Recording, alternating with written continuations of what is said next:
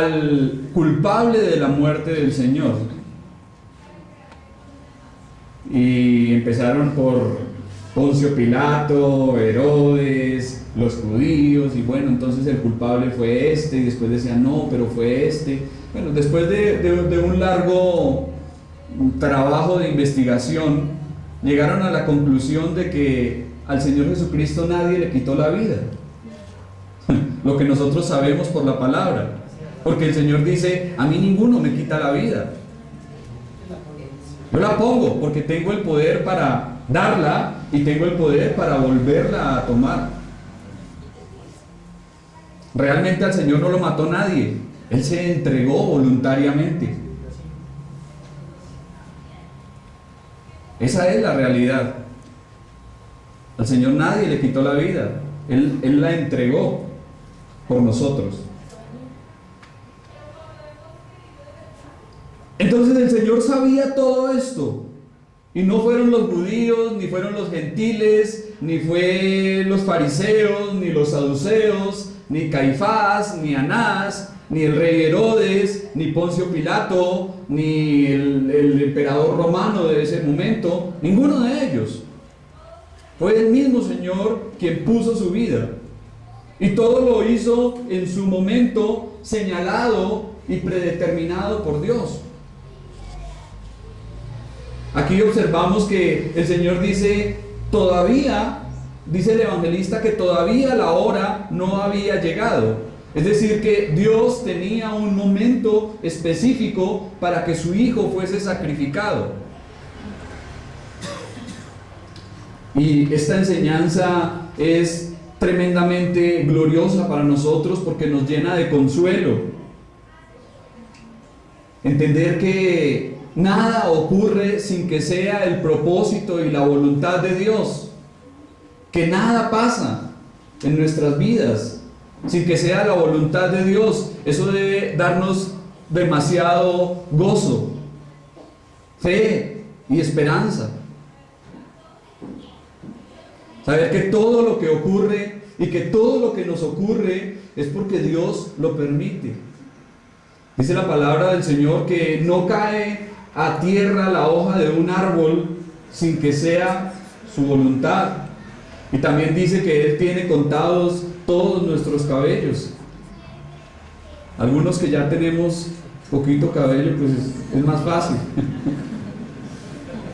Pero el Señor tiene completa soberanía sobre todas las cosas. Para Él no hay nada que se escape de su control. Entonces, mis hermanos, cuando estemos en dolor, en enfermedad, en pobreza, en persecución, en angustia, cuando estemos atravesando por momentos difíciles, recordemos esto: que todo lo que pasa es según el propósito divino. Y como dice el apóstol Pablo, sabemos que a los que aman a Dios, todas las cosas ayudan para bien. Y continúa diciendo allí el apóstol: esto es, a los que conforme a su propósito son llamados. No algunas cosas, no solamente las cosas buenas, todas las cosas ayudan para bien. Versículo 31. Y muchos de la multitud creyeron en él y decían: el Cristo, cuando venga, hará más señales que las que hace este. Muchas personas de la multitud del pueblo creyeron en el Señor Jesucristo. Empezaron a creer. Seguramente mucha gente empezó a sacar sus propias conclusiones con respecto al Señor y dijeron: pero ¿quién puede hacer obras mayores que las que éste hace? ¿Quién puede reflejar tal autoridad y poder como para orar por un muerto y que éste vuelva a la vida? ¿Quién puede hacer las señales y los milagros que el Señor hace?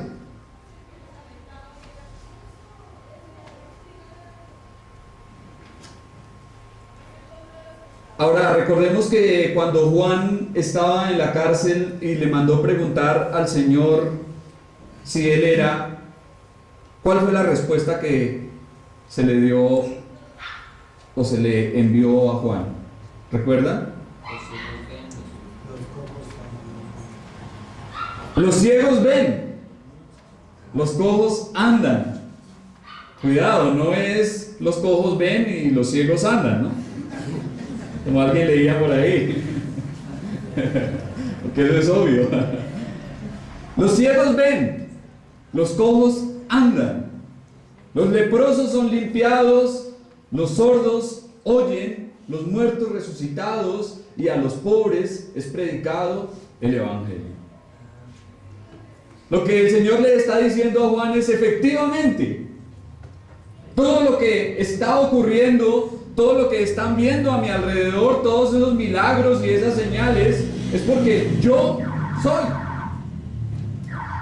soy el Mesías. Yo soy, por todo lo que hago.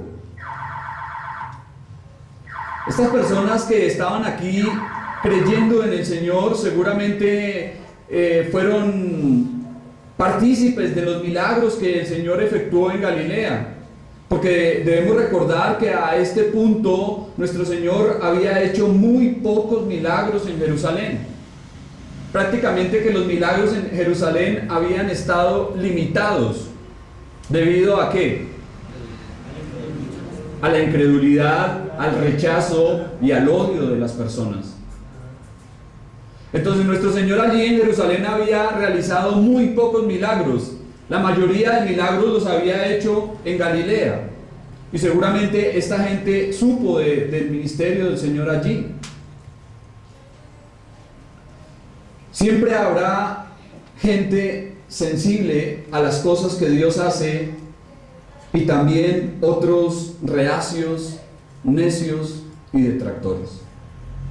Esto va a ser una realidad por siempre. Siempre va a ocurrir de esa forma. Habrá gente sensible a lo que Dios hace, mientras habrá otros que se opondrán acérrimamente a la obra de Dios. Pero podemos pensar un poco en el asunto de los milagros. Mire que los milagros no indican nada. ¿Recuerdan ustedes qué ocurrió allí con la mujer de Samaria? Cuando estudiábamos acerca de esto. ¿Qué ocurrió en Samaria? ¿Qué ocurrió en el pozo? Cuando el Señor iba pasando por allí y se encontró con esta mujer samaritana, junto al pozo de Jacob, ¿recuerdan? El Señor le pidió de beber. La mujer le dijo: ¿cómo tú, siendo judío, me pides de beber a mí, que soy mujer samaritana, si claramente entre judíos y samaritanos no se hablan? Y el Señor le dice: si tú supieras quién es el que te pide de beber, tú le pedirías y él te daría agua viva. Y la mujer dice: Señor, parece que tú eres como algún profeta. El Señor le dice luego: ve y llama a tu marido. Señor, no tengo marido.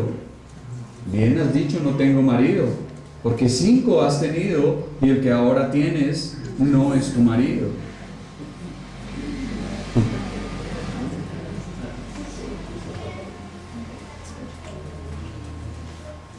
¿Y qué ocurre después? El Señor le dice: el que bebiere de esta agua del pozo de Jacob volverá a tener sed, mas el que bebiere del agua que yo le daré no tendrá sed jamás, sino que el agua que yo le daré será en él una fuente para vida eterna. La mujer se interesa y dice: Señor, yo quiero de esa agua, dame a beber de esa agua para que no tenga que volver más aquí a este pozo a sacarla. Y se interesa por el Señor y dice: tú eres el Mesías. Y se va allí a todos estos samaritanos y cuenta lo que el Señor hace, y muchos dicen que creyeron en él por el testimonio de esta mujer. Muchos samaritanos creyeron en Cristo. ¿Cuántos milagros hizo el Señor en Samaria? ¿Cuántos milagros realizó el Señor Jesucristo en Samaria? Ninguno. Y sin embargo los samaritanos creyeron en Él. Ahora vemos en muchos lugares en donde más el Señor realizó milagros, la gente fue más dura, más necia y más incrédula. El Señor debía hacerlos porque obviamente estaba profetizado. Los ciegos ven, los cojos andan, los sordos oyen,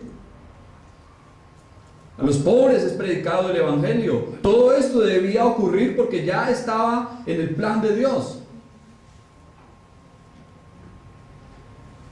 Pero hoy en día las personas que hablan de milagros, podemos ver que muchas veces son los más incrédulos. Mucha gente que dice, ay, es que los milagros y todo esto, necesitamos ver para creer. ¿Y qué dice el Señor con respecto a esto? Bienaventurados aquellos que creyeron sin ver. La fe verdadera no necesita estar viendo cosas. Una fe auténtica y genuina en el Señor no necesita de eso. Necesita confiar en Él. Así no vea nada.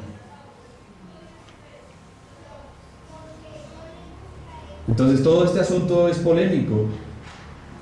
Todo este asunto es muy polémico. Y hoy en día que se ve tanto milagrero, ambulante, que anda por ahí diciendo que tiene el poder de hacer grandes cosas,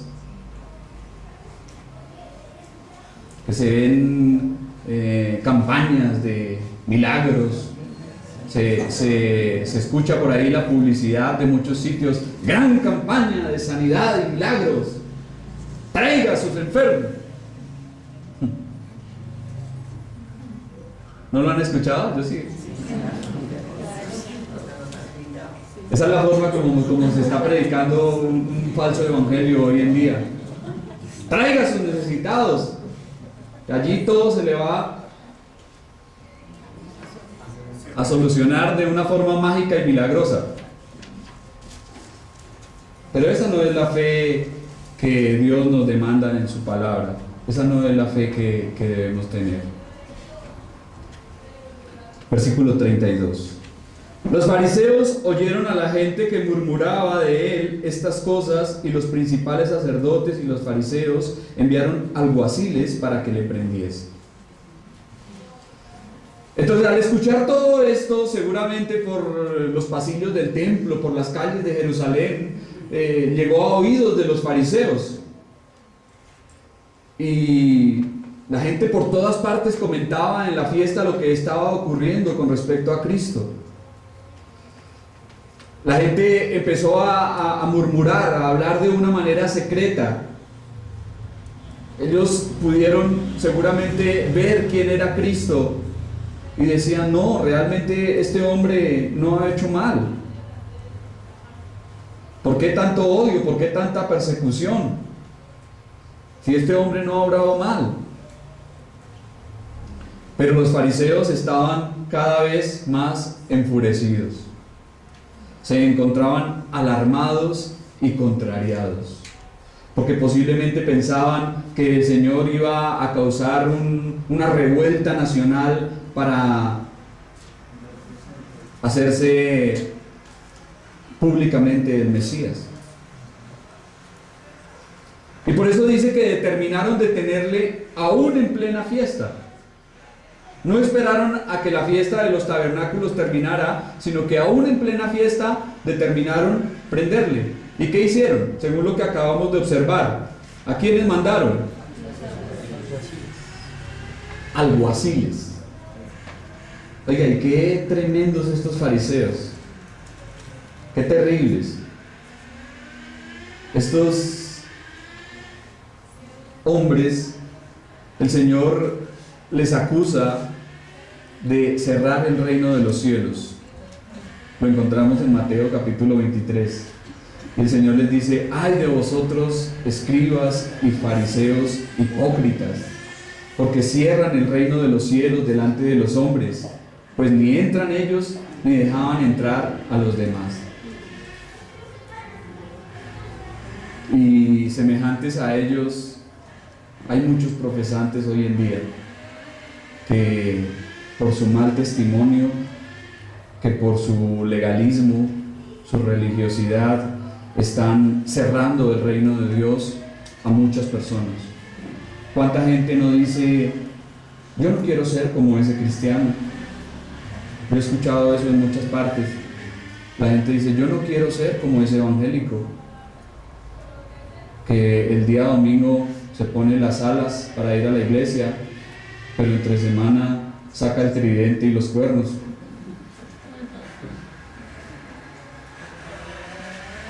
Yo no quiero ser así. Y de alguna forma muchos están cerrando del reino de los cielos para que otras personas lleguen al conocimiento del Salvador por su mal testimonio. Tengamos cuidado de esa actitud farisaica. Versículo 33. Entonces Jesús dijo, todavía un poco de tiempo estaré con vosotros e iré al que me envió. Aquí el Señor se está dirigiendo a los alguaciles que llegaron a prenderle.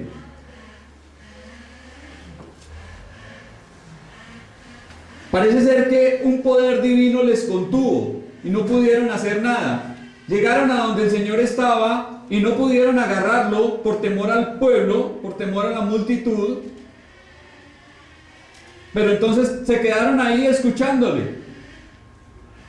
No podían cogerlo, pero tampoco podían devolverse a los fariseos a decir que les había ido mal con respecto a las órdenes que habían recibido.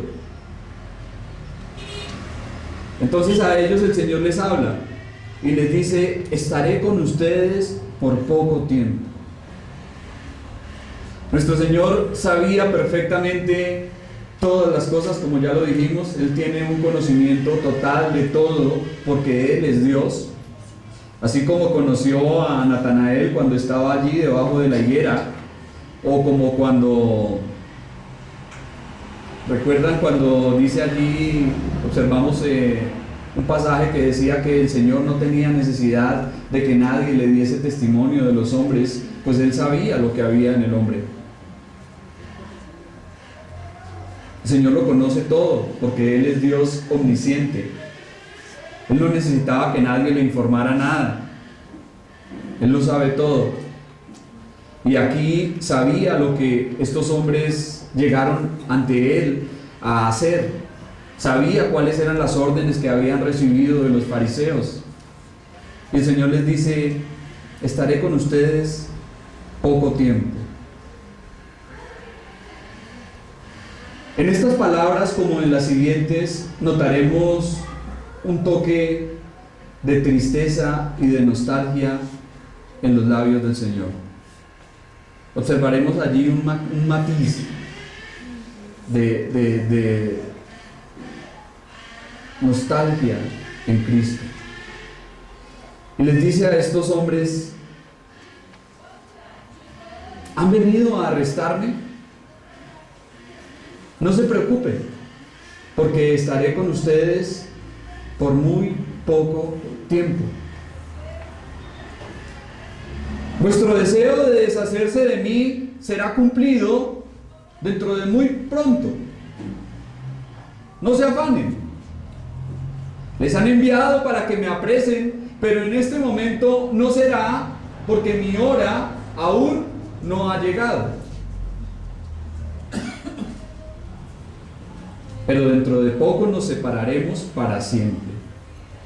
Cuando llegue mi momento de abandonar el mundo y regresar al Padre que me envió. Obviamente que estos hombres no sabían a quién se refería cuando estaba diciendo al que me envió. Si pensaban que era Dios, obviamente que esto les iba a enfurecer aún más contra Cristo. Pero el Señor Jesús quiso decir que volvería al Padre de quien ellos se habían desligado por su desobediencia y porque le estaban desagradando intensamente al rechazarle a Él. Versículo 34. Me buscaréis y no me hallaréis, y a donde yo estaré, vosotros no podréis venir. Los que habían venido en busca del Señor, representando a sus enemigos incrédulos, en esta ocasión pudieron hallarle. Pero vendría el tiempo cuando le buscarían, pero sería demasiado tarde, porque el día de su visitación habría pasado. Nuestro Señor había dicho: buscad, ¿y qué? Y hallaréis.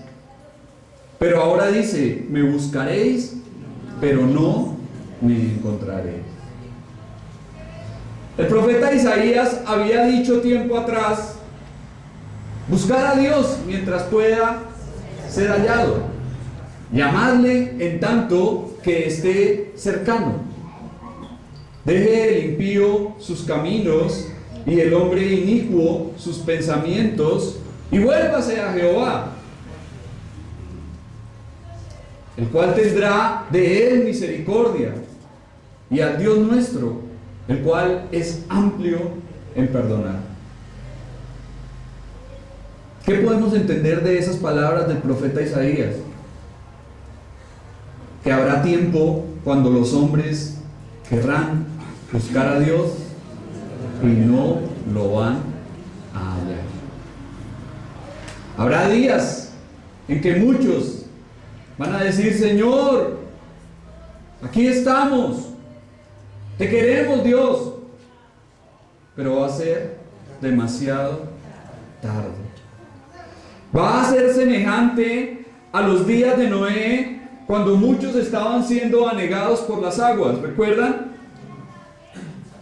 Estaban allí ahogándose, y Noé estaba con su familia dentro del arca. Y dice la palabra que ya la puerta se había cerrado.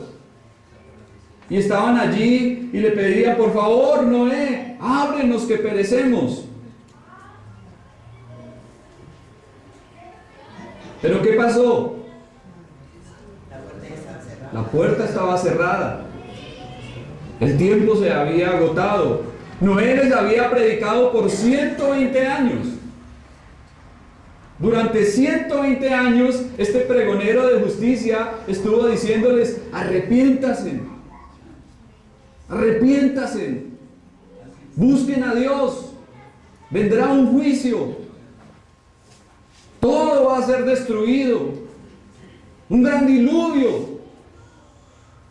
¡Ja! Viejo loco, si ni siquiera llueve, y viene a hablarnos de un diluvio, si por esa época ni siquiera llovía. Y no le creyeron durante 120 años, hasta el día en que vino el diluvio, en el año 600 de la vida de Noé. Dice la Biblia que se abrieron las cataratas de los cielos y fue abierto el gran abismo. Fue agua por abajo, agua por arriba, de tal manera que el agua cubrió las partes más altas de la tierra.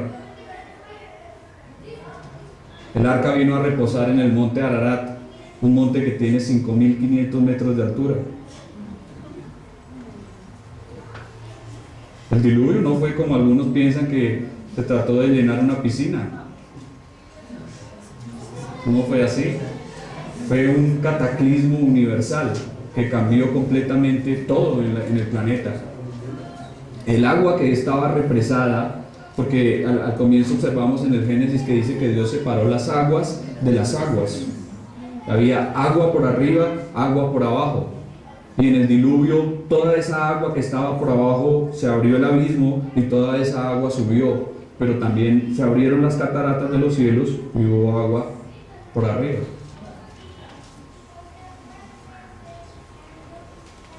Y ahí sí creyeron. Ahí sí intentaron buscar a Dios. Ahí sí le rogaban a Noé, cuando ya había sido demasiado tarde.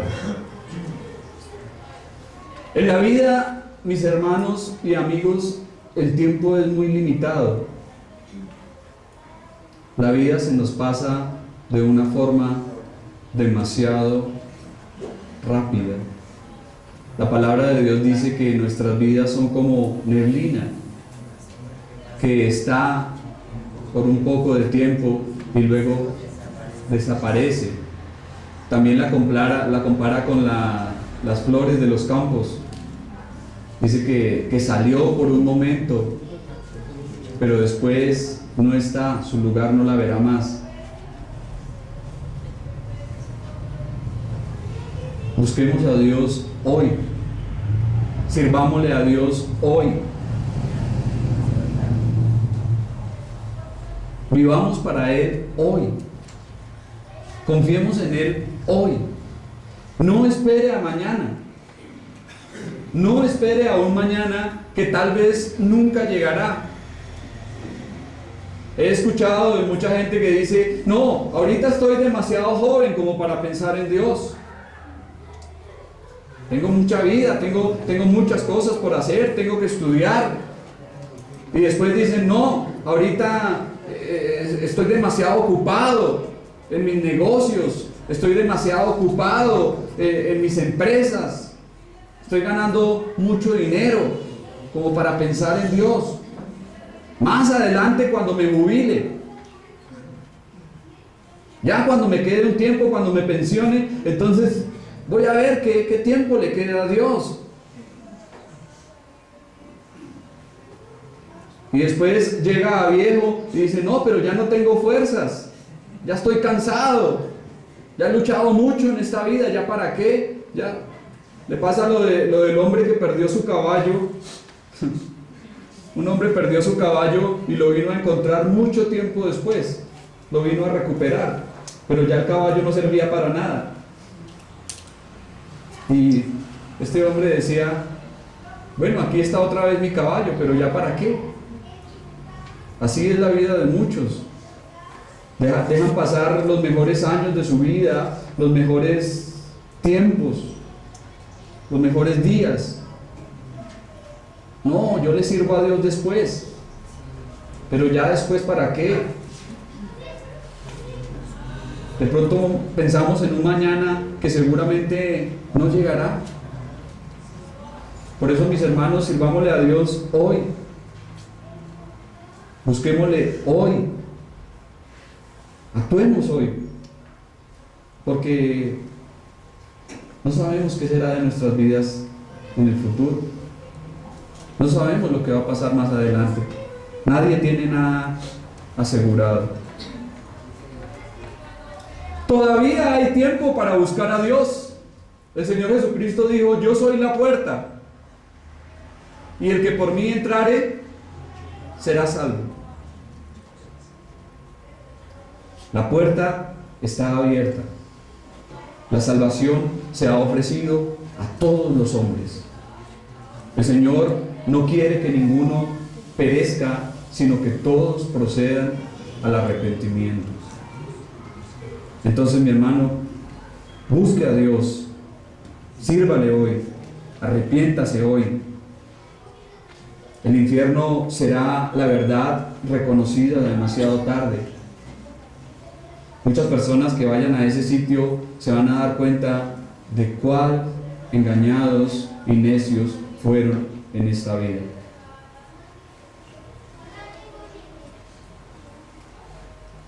No espere a un mañana que, como ya lo dije, tal vez no llegará.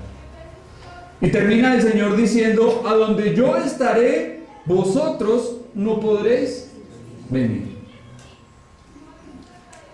El lugar del que habla nuestro Señor aquí, evidentemente, es el cielo. El cielo, porque ¿a cuál fue el lugar a donde el Señor subió después de haber resucitado? Al cielo. Y ese era el sitio a donde las autoridades judías nunca podían ir, ya que morirían en sus pecados. Notemos la gran verdad que nos recalca este texto. Es imposible que alguien vaya al cielo sin Jesucristo. Sin embargo, hoy en día hay muchos teólogos y muchos predicadores por ahí enseñando y diciendo que todo el mundo va a ir al cielo finalmente. Pero eso no es lo que el Señor está diciendo acá. Eso no concuerda con la palabra de Cristo. El Señor está diciendo que al cielo solamente irán ¿quiénes? ¿Quiénes irán al cielo? Los que crean en Él. El cielo es un lugar, le dice a los malvados, a donde vosotros no podéis ir. Entonces, mis hermanos, aprovechemos la oportunidad que tenemos hoy. Lo recalco nuevamente. Aprovechemos el privilegio que tenemos hoy. Sirvámosle a Dios hoy. Y termino con esta ilustración. Un hombre soñó que repentinamente había muerto y había sido transportado al cielo. Estando en aquel mundo glorioso, de pronto alguien vino a él y comenzó el siguiente diálogo. Ven, voy a mostrarte una cosa. Mira allá abajo. ¿Qué ves? Y el hombre responde: veo un mundo muy oscuro. Fíjate, a ver si lo conoces. Por supuesto, es el mundo de donde vine. ¿Y qué ves? Que los hombres están vendados y muchos se dirigen al abismo. Bien, ¿te quedarás aquí o volverás a la tierra para predicar más tiempo y hablarles a esos hombres del Salvador? Y el hombre que estuvo soñando esto fue un predicador que había estado desalentado. Y después de este sueño se despertó y dijo: ya no quiero morir, quiero trabajar para el Señor. Quiero predicarle a muchos. Entonces, mis hermanos, que nosotros también tengamos esa motivación para no esperar a un mañana,